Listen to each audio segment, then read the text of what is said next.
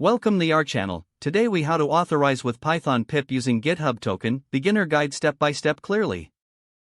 To authorize with Python pip using a GitHub token, start by creating your GitHub personal access token. Log into your GitHub account and navigate to the settings section. On the left sidebar, click on Developer Settings. Then, select click on the Generate New Token button. Provide a descriptive name for the token in the note field. Select the scopes or permissions you want to grant this token. For pip installs from private repositories, check the repo scope.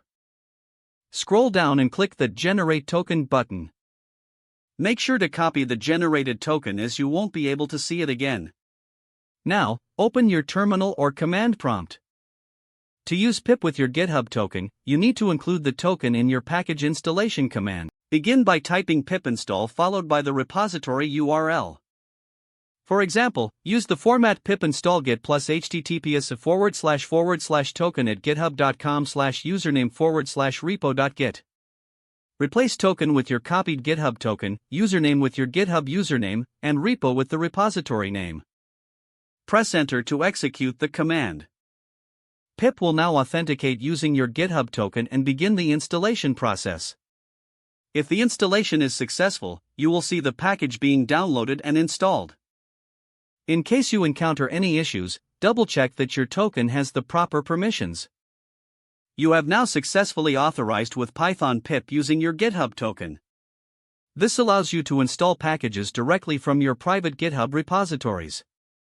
If the page does not load, refresh the browser or try again in a private or incognito window.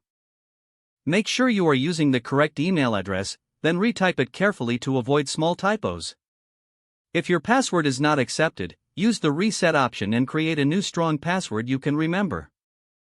Check your spam folder for verification or security. Enable two-factor authentication if available to improve account security and reduce unauthorized access risk. After signing in, review your profile details so your contact information and settings are accurate and current.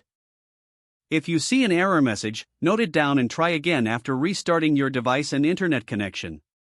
Log out when you finish, especially on shared devices, to keep your account and payment information secure. Don't forget to like this video and subscribe to our channel for more step-by-step tech guides.